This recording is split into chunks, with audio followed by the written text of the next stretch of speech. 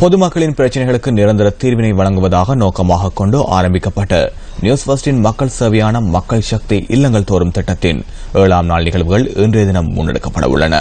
பேராதனை பல்கலைக்கழகத்தின் ஒத்துழைப்புடன் news first இந்த திட்டத்தை முன்னெடுத்து வருகின்றது.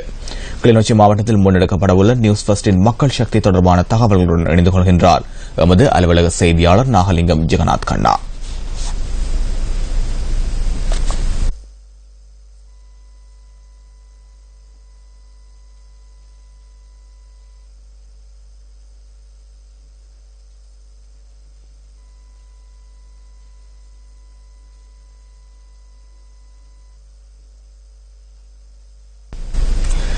தொழில்நுட்ப கோளாறு காரணமாக அந்த தொலைபேசி அழைப்பில் சிக்கல் ஏற்பட்டுள்ளது.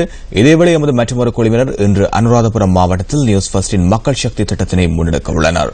இது தொடர்பான மேலதிக தகவல்களுடன் இணைந்து கொள்கின்றார் எமது அலுவலக செய்தியாளர் KM ரசூல்.